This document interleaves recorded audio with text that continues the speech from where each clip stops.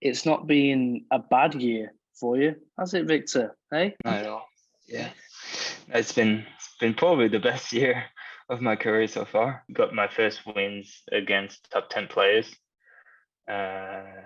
Beat Paul in March and made it into the top 20 first before the end of last season.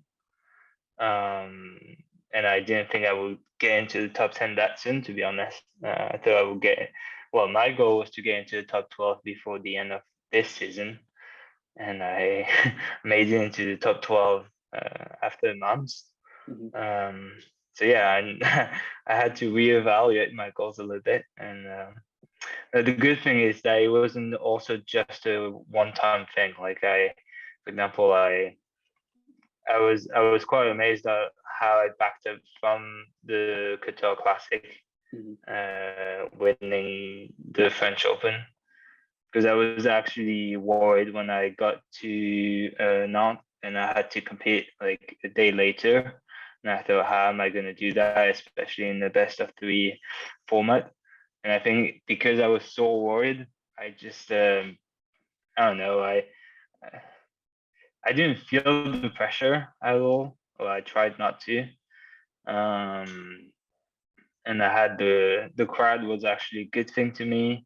Casting your mind back to that win against Paul. Paul was just got to world number one at the time. Yeah. And it was your first Canary Wharf best of three tournament as well, which he'd won two, maybe, and got to the final of another best of three tournament since they'd come up. Yeah. So that was, I remember being there with you. That was massive at the time. Yeah. What was it like for you, sure, like after that? I mean, first match I was I played Josh Masters and I was 5 love down or something like that, and I eventually scrapped the game 12-10 and then won the second comfortably, but it wasn't a great start. And I remember 5 love down, and I was like, "Whoa, Victor, it's a best of 3 format. Like, you gotta wake up to something." I mean, everybody knows how good of an atmosphere it can be, and it is, but it's also, I think, for players who haven't played yet, it can be quite a lot to handle. In addition to having to play squash, there's a lot of thoughts running in your mind, like, damn, I hope I play good enough that they didn't buy the tickets for nothing. Just like bad thoughts like this can come in, and you kind of have to just put them away and focus on the squash. But yeah, I think that day against Paul, I just played one of the best. Someone asked me on Instagram the other day, like, what do you think was your best performance so far? And I was like, well, probably that match or the one against Tarek at the Qatar Classic. It's just some days where there's nothing, everything goes right, and I think that was one of the end of last year, where I felt like all the players from 16 to 25 were kind of having the same average and also the same level. Yeah. And so it was important to get more points on the ranking. And usually to do that, you just have to beat them when you have the opportunity. Because if you don't beat them, then they'll get more points than you, and that stays for a year. So they got that point advantage for the ranking for a year. So it's like when you have a head-to-head, it's just so important to get the win, because it affects your ranking for a year. Obviously, you try not to think about that when you play, because that's a lot of pressure, but you still know that it's a very important match. And then moving into Qatar, obviously, kind of your a tournament which, when you finish your career, you will look back at this Qatar Classic and this season and think about how that turned everything around. I mean, what's your thoughts on that tournament? Obviously, getting beat in the final, and even in the final, you were on your way back. You were losing the first two a little. It's interesting how sometimes things happen when you don't expect them to happen. Like you just don't force it, and it just happens because you're just playing the right shots at the right time that day. I think something that I will have to remember in the months and years to come is how it's important to this tournament. I mean, the draw was out and I was playing draw making in the first round. I was like, well, my goal this week is to get a game out of making. That was it. That was my goal for the week. I just wanted to get a game out of making just to get some learning experience and show myself that I can actually beat him. And that's usually my trick. Like usually when I haven't beaten someone yet, not trying to tell myself like you got to win the match now. I'm just trying to tell myself just win a game, and then maybe that will remove some psychological barriers. Because if you've won the game, then you might probably be able to win two others. Yeah, and during that match, I don't actually remember which games I think I won the first two games.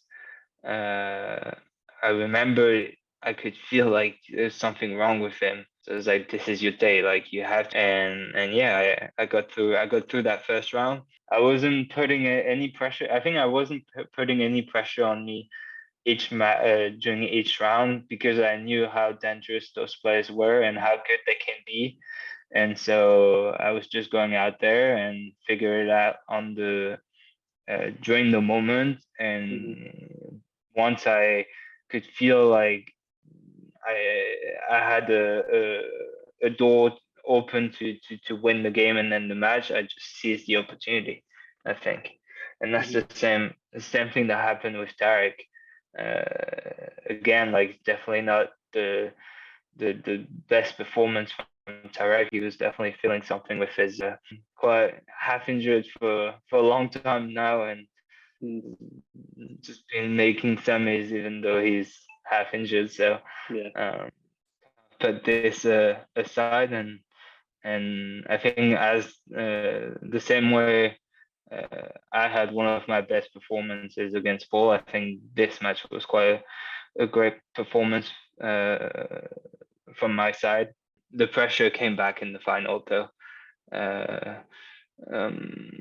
which was quite like I regretted that. I felt like, damn, I just had such a great run, all thinking about the consequences of making it to quarters, of making it to semis, of making it to the final. But I don't know if it's because I was playing a final or if it's because I was playing Mohamed Chopagi. But you could, and there's been a few matches like this during the season, during this half of the season, where I could feel pressured because of the opponent who's on court with me. It's been the case with Mohamed. It's been the case with Mustafa as well in Singapore. I mean, the match that we played in Hong Kong was quite another story from my side, at least. So come the end of the season, come June 2023, what does a successful season look like for you? Pretty successful already, but what does it look like in your head? You mean until June 2023? Yeah. Yeah. Yeah, I mean, the last few days I've been kind of thinking about what I want to achieve for the next half of the season, because I've already achieved the goals that I put that I set to myself for the season, for the entire season. So I need to change them in order to be motivated. I think apart from the ranking points and all that, I think if I can make it to World Tour Finals in June, that will be a really good achievement for me. Like, it would be an honor to be part of that championship that I've always watched on SquashTV, and I think that when you talk to players, it's definitely there's less pressure coming into this tournament because it's the end of the season. It's the same way, but it kind of celebrate the best 8 players of the season. Yeah. Even if it's not let's put it another way, the best 8 performers of the most consistent players throughout the season, isn't it? And so even if I don't make it into the top 8 before the end of the season, making it into the World Tour finals would be a good, I mean, yeah, an achievement, something I'd like to achieve.